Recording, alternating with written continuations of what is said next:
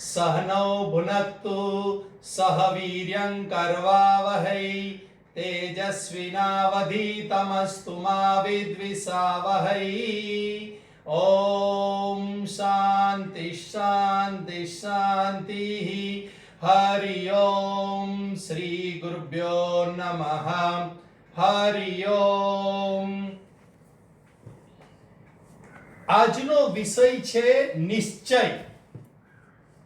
અને અહીંયા હાજર રહેલા દરેકે જોયું કે જો નાનકડી બાળિકા આ છોકરી નિશ્ચય કરે કે હું શ્લોકો મોઢે બોલી શકીશ તો એ સંસ્કૃતના શ્લોકો પણ બોલી શકે છે। નિશ્ચયની કેટલી તાકાત છે એ આપણે આજે સમજવાની કોશિશ કરશું। જીવનનું આત્મનિરીક્ષણ કરી અને સાવધાની લાવી અને નિશ્ચય કરવો જોઈએ। ત્રણ વસ્તુ બરાબર સમજજો, એકબીજા સાથે જોડાયેલી છે। જીવનનું કલ્યાણ કરવું હોય તો આ ત્રણે ત્રણ વાત આપણા જીવનમાં આપણા પ્રયત્નથી થાય એમ છે। પહેલું આત્મનિરીક્ષણ। જ્યારે જ્યારે પણ આપણું જીવન જીવાતું હોય આખો દિવસ દરમિયાન આપણું આત્મનિરીક્ષણ ચાલુ હોવું જોઈએ કે હું ધર્મના માર્ગ પર જીવન જીવું છું કે નહીં, હું બીજાને દુખી કરતો નથી ને, આ આત્મનિરીક્ષણ થવું જોઈએ। ધર્મના માર્ગ પર જીવવાથી પુણ્ય મળે, બીજાને દુખી કરવાથી પાપ થાય। એટલે બે વસ્તુનું ધ્યાન રાખવાનું આપણે। પહેલું, ધર્મના માર્ગ પર ચાલીશ તો મારું કલ્યાણ થશે, અને બીજું, હું દુખી નહીં કરીશ બીજાને તો મારા પાપ કર્મ ભેગા નહીં થશે જે મને જીવનમાં વિઘ્ન લાવશે। આ આત્મનિરીક્ષણ થવું જોઈએ। પણ આત્મનિરીક્ષણ થાય એટલે કાં તો તરત નિશ્ચય થવો જોઈએ।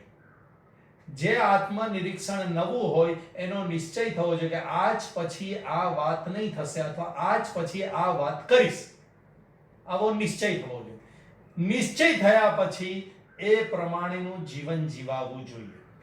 એટલે કે એ પ્રમાણે જીવન જીવાય છે કે નહીં એવી સાવધાની આપણે રાખવી જોઈએ। ઘણીવાર આત્મનિરીક્ષણ પછી તરત સાવધાની થવી જોઈએ અને સાવધાની ન રહેતી હોય તો નિશ્ચય કરવો જોઈએ।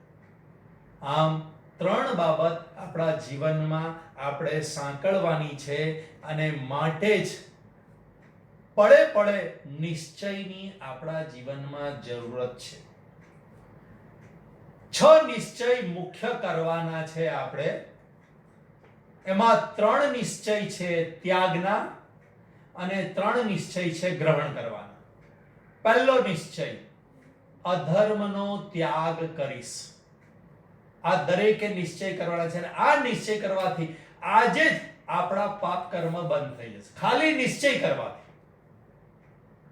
કારણ શું, તમે બધા ભવિષ્ય ભૂતકાળમાં તમે ડોક્યુ કરજો કે જે બાબતનો તમે નિશ્ચય કરો એ કામ સહેલું બની ગયું છે। માટે પહેલો, અધર્મના ત્યાગનો નિશ્ચય કરવાનો છે। બીજી વસ્તુ, વિરોધના ત્યાગનો નિશ્ચય। શાસ્ત્રની ભાષામાં એને પ્રમાદ કહેવાય। પ્રમાદના ત્યાગનો, અથવા આપણી ગુજરાતી ભાષામાં લો તો વિરોધના ત્યાગનો નિશ્ચય કરવાનો, હું વિરોધ કરીશ નહીં। ત્રીજી વસ્તુ, સકામ કર્મનો ત્યાગ, એનો નિશ્ચય કરવાનો। સ્વાર્થીપણાના ત્યાગનો નિશ્ચય। આ 3 વાત ત્યાગવાની છે। હવે 3 વાત ગ્રહણ કઈ કરવાની છે તો કે પહેલું, સદ્ગુણને ગ્રહણ કરવાનો નિશ્ચય। જે વ્યક્તિની અંદર સદ્ગુણો દેખાશે અથવા તો શાસ્ત્ર વાંચન કરતા અથવા તો શ્રવણ કરતા મને જે સદ્ગુણ દેખાશે એને હું ગ્રહણ કરવાનો નિશ્ચય કરું છું। આ ચોથી વાત થઈ। પાંચમી વાત, ભક્તિના વર્ધનનો નિશ્ચય કરવાનો। આ સદ્ગુણનો એને કર્મ સાથે પણ જોડી શકાય કે આપણા બધાનું મુખ્ય કર્મ, મનુષ્ય જન્મ લીધા પછી મુખ્ય કર્મ છે કે આપણા બધાની અંદર સદ્ગુણો વધવા જોઈએ। એટલે કર્મનું વર્ધન અથવા કર્મ સત્કાર્ય કરીશ એનો નિશ્ચય કરવાનો. આ બધું આ ચોથાની અંદર આવી જાય છે કે સદગુણનો ગ્રહણ.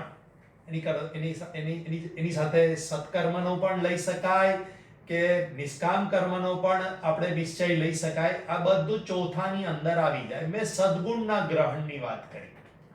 પાંચમું, ભક્તિનું વર્ધન કરીશ એનો નિશ્ચય. મારા અંદર ભક્તિ વધશે, પ્રભુ પ્રત્યેની, ગુરુ પ્રત્યેની, માતા પિતા પ્રત્યેની ભક્તિ એટલે કે શરણાગતિ વધતી જશે. અને છઠ્ઠું, જ્ઞાન સાધનાનો નિશ્ચય કરવાનો. જ્ઞાનની હું સાધના કરી રાખીશ. સાધના કરીશ તો જ્ઞાનની છે.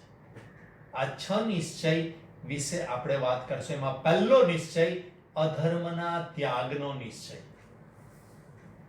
આપણે ઘણા બધા અધર્મો અજાણતા થઈ જાય છે.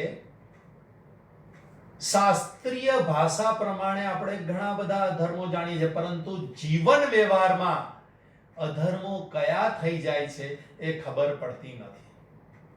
માટે અમુક અધર્મ લીધા છે, બાકીના અધર્મો તમે તમારી જીવન સરણીમાંથી તમે શોધી કાઢજો. એમાં અધર્મના ત્યાગમાં 5 અધર્મો મુખ્યત્વે સંસારીઓથી થતા હોય છે એની વાત કરી આજે. અને દરેક નિશ્ચયને હું મહાભારતના પ્રસંગો સાથે વણી લેવાની કોશિશ કરીશ. કારણ મહાભારત એક એવો ગ્રંથ છે કે જેની અંદર મનુષ્યને કેવી રીતે જીવન જીવવું એનો બધો ઉપદેશ આવી જાય છે. આખા જગતના મનુષ્યો માટે સૌથી શ્રેષ્ઠ ઉપદેશ આપનાર હોય અને તો એ છે મહાભારત. અને તમે અત્યારે બધાએ લેટેસ્ટ મહાભારતની સિરિયલ જોઈ છે, એટલે તમે આ વાતને, જે આજે નિશ્ચયની વાત કરીએ છીએ, એને તમે તરત સરળતાથી સાંકળી શકશો. તો પહેલો અધર્મ છે નિંદા હું કરીશ નહીં, નિંદાનો ત્યાગ કરીશ. તો પ્રશ્ન થાય, નિંદા કેમ થાય છે? નિંદા થઈ જાય છે, ત્યાગ કરવો છે, નિંદા કરવી નથી પરંતુ થઈ જાય છે. તો કે નિંદા કોની થાય છે? તો કે હંમેશા તમારી નજદીક હોય અને તમારાથી સારા હોય એની નિંદા થતી હોય છે. કેમ નિંદા થતી હોય છે? કારણ કે તમે તેનો ઉત્કર્ષ, એની પ્રગતિ તમે જોઈ શકતા નથી અને માટે નિંદા કરીને એને પાડવાની કોશિશ કરતા હોઈએ છીએ. તો શું કરવાનું? તો કે મારી નજદીકના જો આગળ વધશે તો હું પણ એમની સાથે સાથે આગળ વધીશ. જેવી રીતે યુધિષ્ઠિર અને અર્જુનની સાથે સાથે 5 પાંડવોનું નામ આજે ઇતિહાસમાં અમર થઈ ગયું. કેમ? તો કે સાથે રહ્યા, નિંદા નહીં કરી. સહદેવ નકુલના એટલા બધા સદગુણો બહાર નથી આવ્યા, પણ આપણે વાત કરીએ તો 5 પાંડવોની વાત કરી. કદાચ શ્રેષ્ઠ પુરુષાર્થ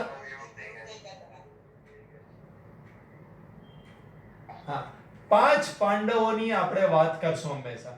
કદાચ શ્રેષ્ઠ પુરુષાર્થ અર્જુને જ કર્યો હશે, પરંતુ વાતો થશે ત્યારે 5 પાંડવોની. કેમ? તો કે બીજા ભાઈઓ સાથે રહ્યા, નિંદા નહીં કરી. માટે આપણી નજદીકના જો આગળ વધે તો ખુશ થજો કે હું પણ એમની સાથે સાથે આગળ વધીશ, જેથી નિંદા થશે નહીં. નિંદાનું એક ઉદાહરણ મહાભારતમાં લખી લઈશ. તો કે 5 પતિ વાળી દ્રૌપદીને વેશ્યા જ કહેવાય. આવી સખત નિંદા કરનાર પાંડવોનો દ્વેષી થઈ ગયો અને મહાભારતના યુદ્ધનું એક બીજ રોપાયું. માટે નિંદા નહીં કરતા દુશ્મનાવટનું બીજ રોપાઈ જાય છે. બીજું અધર્મ, જૂઠું બોલીશ નહીં. જૂઠું બોલવાનું અધર્મ થાય છે, આનો ત્યાગ કરવાનો. જૂઠું કેમ બોલાય છે? તો કે સંસારિક લાભ આપણને દેખાય છે, માટે આપણાથી જૂઠું બોલાઈ જાય છે. અને જૂઠું બોલતા બોલતા જૂઠું બોલવાનો સ્વભાવ બની જાય છે. એટલે સ્વભાવ બની જાય ને એટલે ખબર ન પડે વ્યક્તિને કે હું જૂઠું બોલ્યો, મને ખબર નથી. કેમ તો કે સ્વભાવ બની ગયો છે. જે રીતે શ્વાસ લેવાનો આપણો સ્વભાવ બની ગયો હોય તો આપણને ખબર ન હોય કે હું ઓક્સિજન અંદર લઉં ને કાર્બન ડાયોક્સાઇડ બહાર કાઢું. આને સ્વભાવ કહેવાય. તો જૂઠું બોલવાનું પાપ એટલું બધું વધી ગયું છે કે ઘણીવાર વ્યક્તિ વાતે વાતે જૂઠું બોલતો હોય છે. માટે જૂઠું બોલીશ નહીં, આનો ત્યાગ કરવાનો છે. હવે આ ત્યાગ થશે કેવી રીતે? તો કે ખબર પડશે કે જૂઠું બોલવાથી શું થાય છે.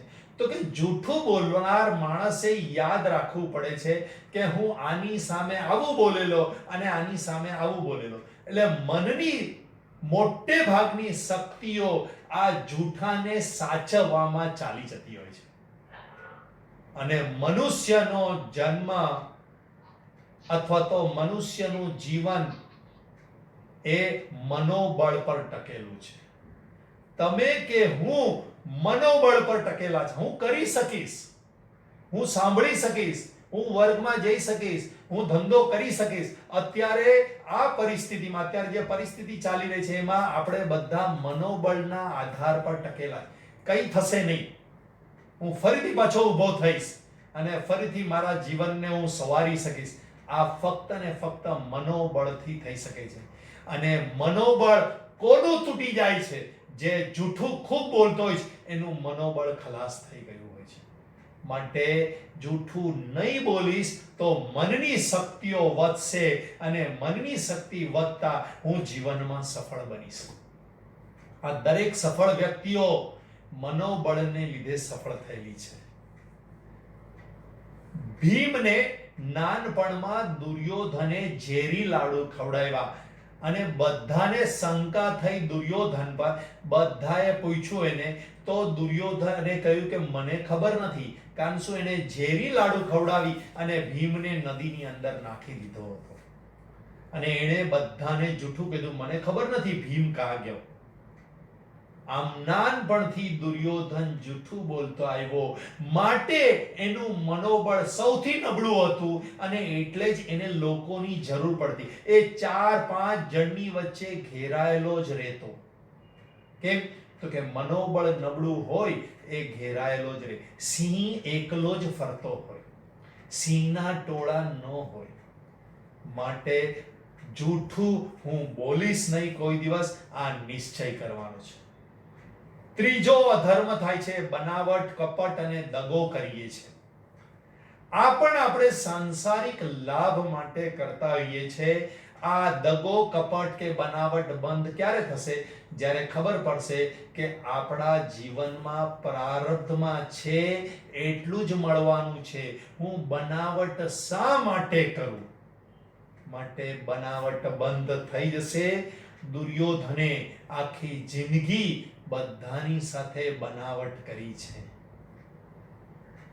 માટે હું બનાવટ કરીશ નહીં.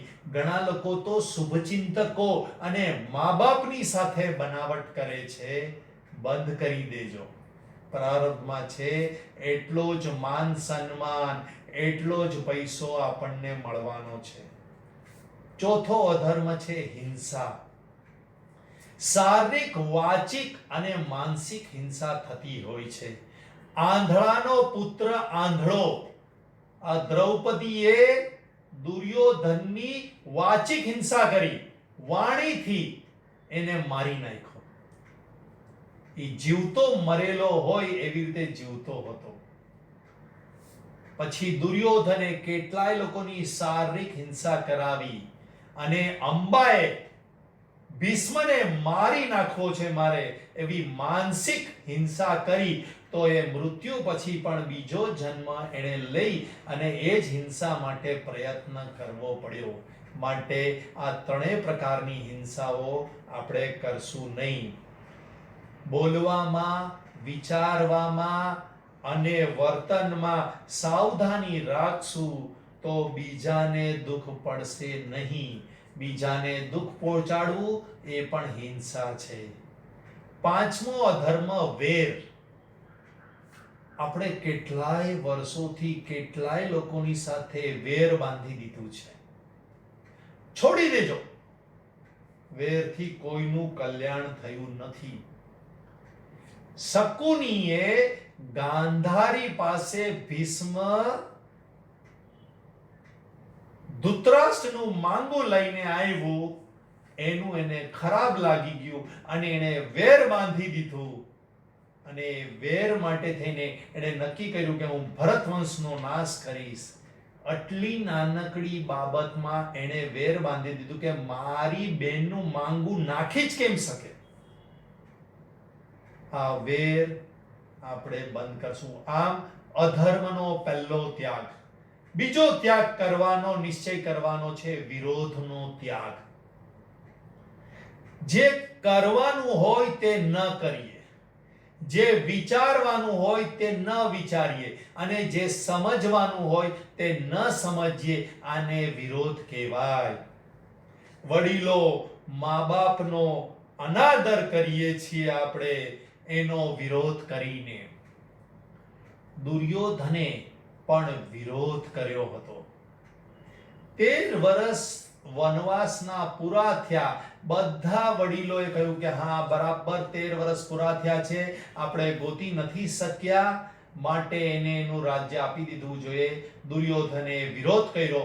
કોઈ પણ મા બાપનું એ નહીં ને વડીલોનું એ નહીં માન્યો અને એના ગળે વાત નહીં ઉતરી. આમ વિરોધ કરી અને એ દુખી થયો. વિરોધ નહીં કરતા. તમારાથી હોશિયાર હોય, જ્ઞાની હોય, માતા પિતા હોય, અનુભવથી તમારા શુભચિંતકો એનો વિરોધ કરતા નહીં. માટે શું કરવાનું કે તમારાથી મોટા જો તમારા લાભની વાત કરે તો માની લેજો, ભલે ગળે ન ઉતરે. તમારાથી જ્ઞાની કે મોટા તમારા લાભની વાત કરે તો માની લેજો. શરીર, ઇન્દ્રિયો અને મનનો વિરોધ નહીં કરતા. શરીર થાકી જાય તો સૂઈ જજો. ઉજાગરા કરતા નહીં. આ શરીરનો વિરોધ છે. ઇન્દ્રિયો નબળી પડે તો એને સાચવજો. ઇન્દ્રિયોને ભોગ આપી અને એનો વિરોધ નહીં કરતા. કારણ શું? દરેકને પોતાની ઇન્દ્રિય અને શરીર સિગ્નલ તો આપે જ છે કે ભાઈ હું ખલાસ થઈ રહી છું, તો એનો હવે વિરોધ નહીં કરતા. મનનો વિરોધ ન કરી અને પ્રફુલ્લિત રહેજો. ત્રીજી વાત, પહેલી વાત કરી અધર્મનો ત્યાગનો નિશ્ચય કરજો, એમાં 5 વાત કરી. બીજું વિરોધનો ત્યાગ કરજો, એનો નિશ્ચય કરજો કે હવે પછી હું વિરોધ નહીં કરીશ.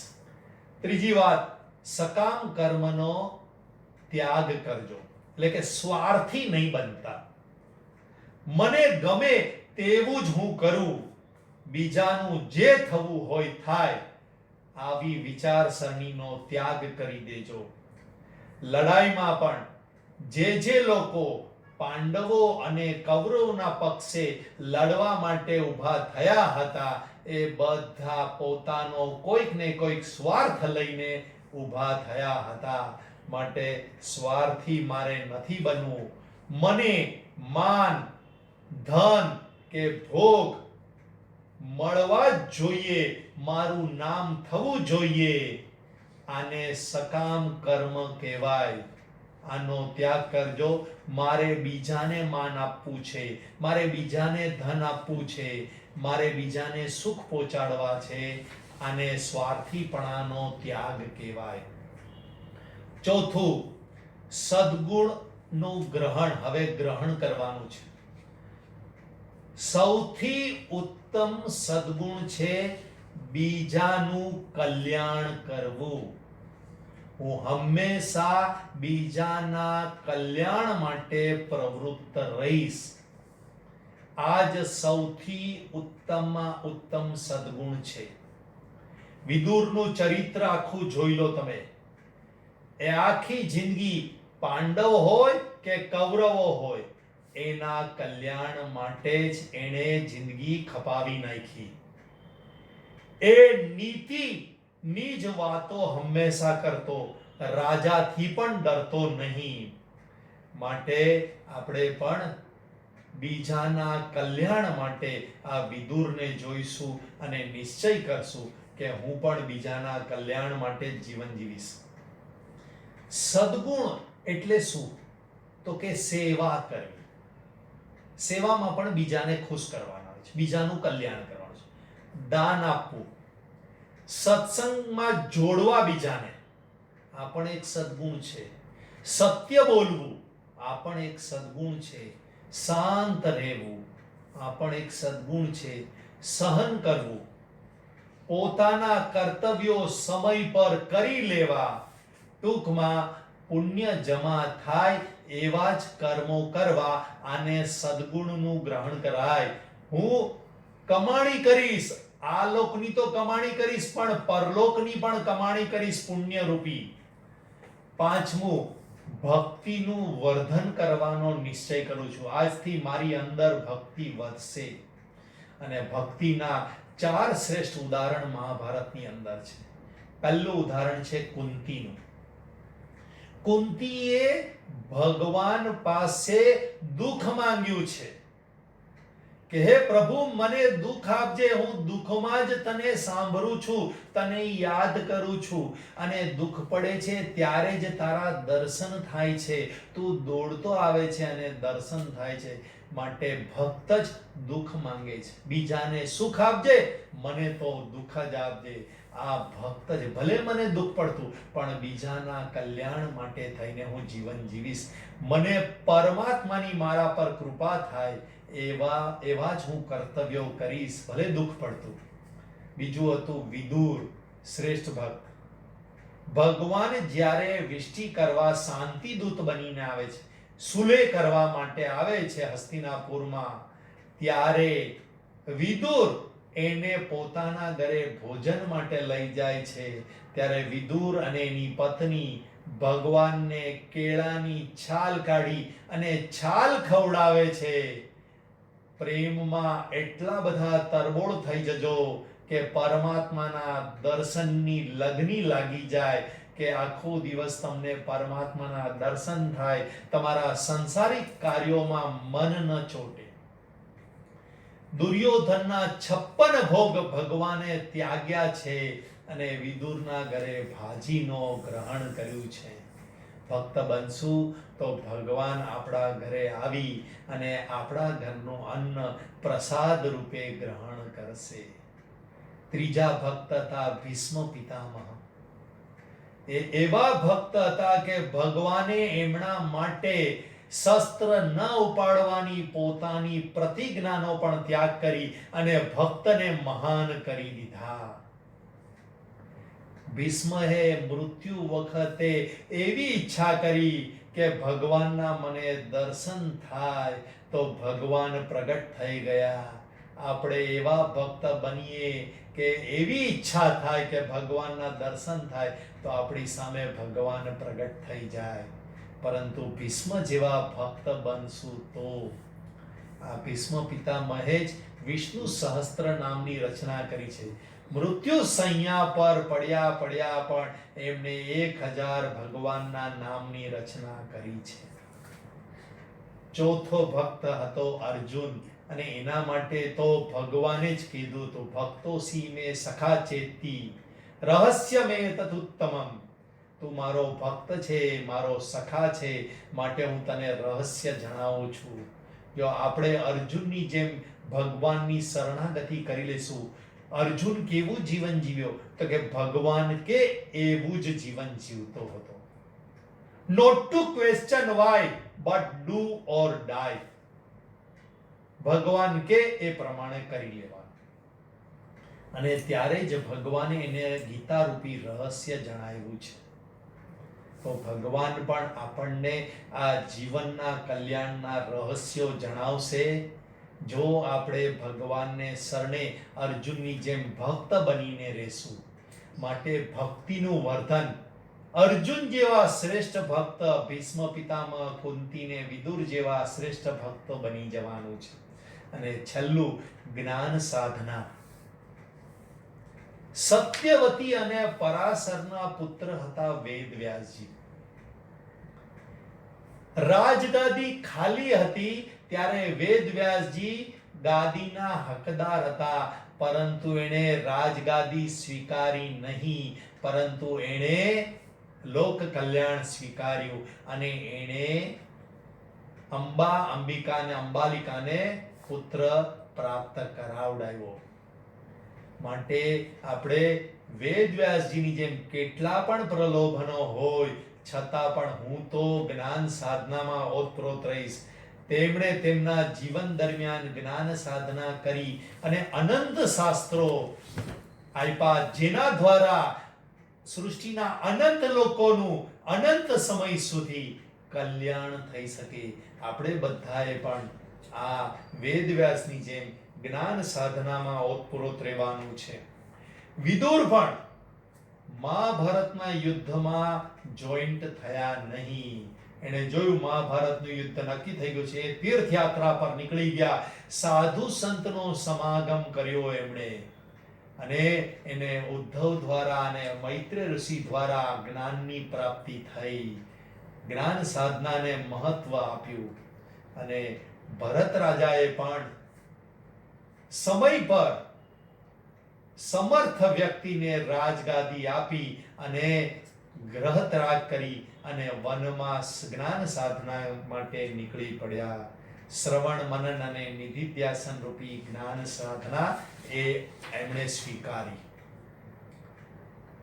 મહાભારતના પ્રસંગો, આ 6 વાત આપણે આજે કરી.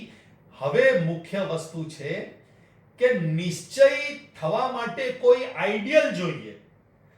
તમે નિશ્ચય, મારે ધીરુભાઈ અંબાણી જેવા બનવું, પણ ધીરુભાઈ અંબાણી કોઈ થઈ ગયા હોય તો તમે એનું જોઈને નિશ્ચય કરો. બરાબર સમજો.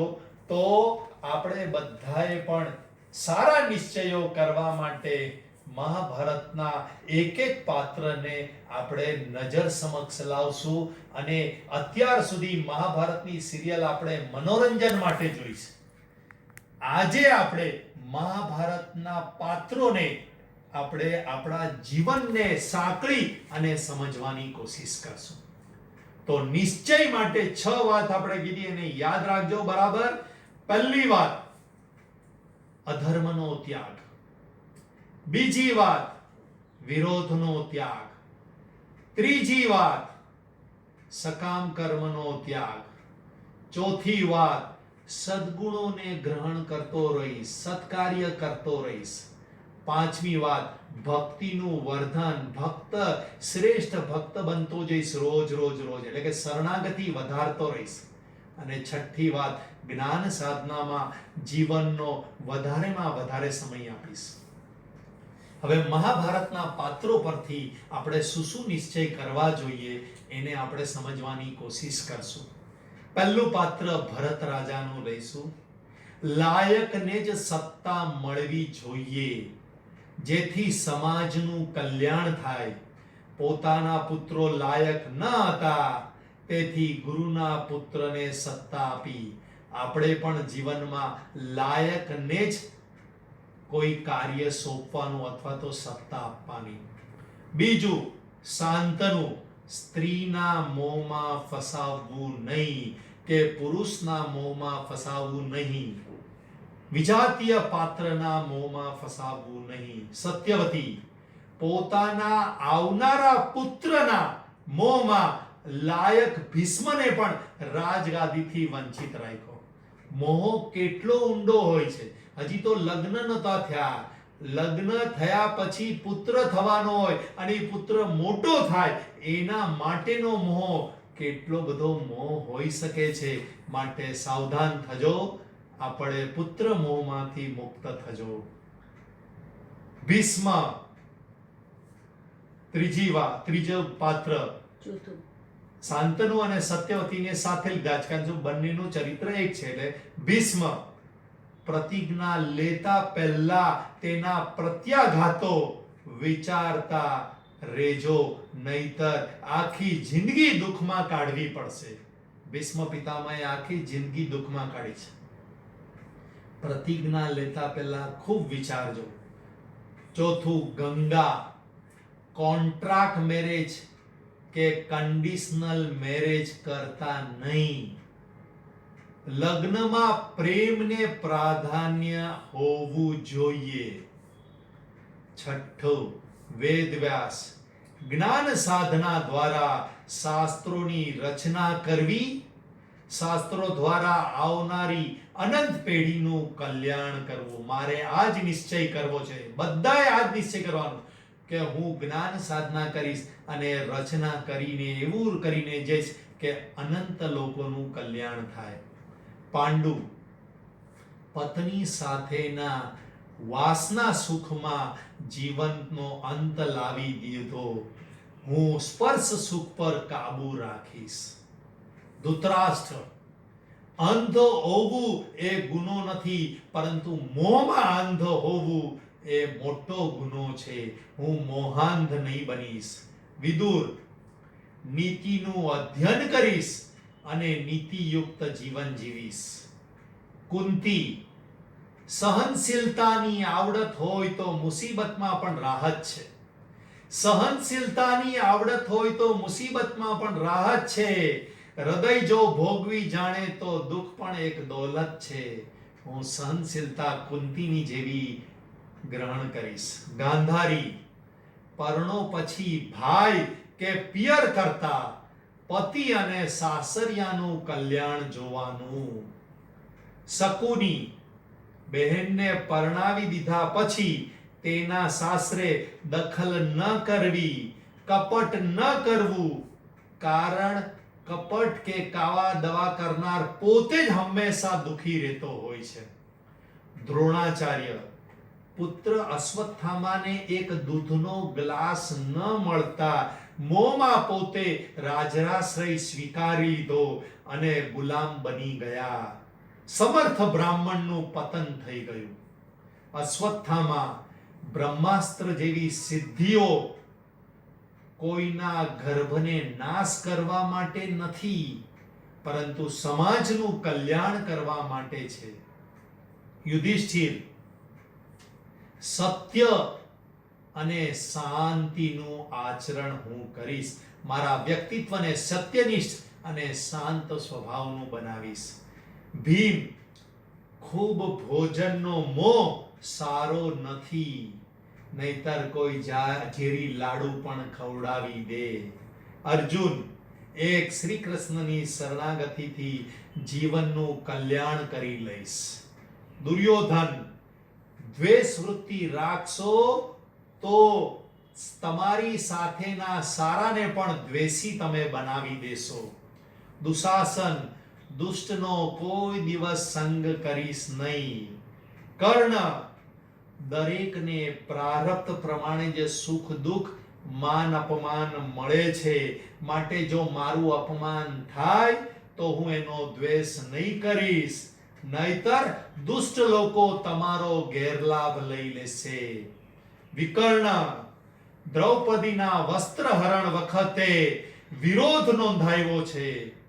સત્યનો સાથ આપજો અને સત્યથી વિરુદ્ધ ચાલતા એનો વિરોધ નોંધાવજો. શ્રી કૃષ્ણ જીવનમાં સર્વ રસ રાખજો, રસમય જીવન રાખજો. વૃદ્ધાવસ્થા સુધી આનંદમાં જીવન રાખજો. દ્રૌપદી કડવા વેણ હું બોલીશ નહીં. અને અંતે અભિમન્યુ માતૃભૂમિની રક્ષા માટે મરવા પણ હું તૈયાર થઈ જઈશ. ઓમ પૂર્ણમદઃ પૂર્ણમિદં પૂર્ણાત પૂર્ણમુદચ્યતે પૂર્ણસ્ય પૂર્ણમાદાય પૂર્ણમેવાવશિષ્યતે. ઓમ શાંતિ શાંતિ શાંતિ. હરિ ઓમ. શ્રી ગુરુભ્યો નમઃ. હરિ ઓમ.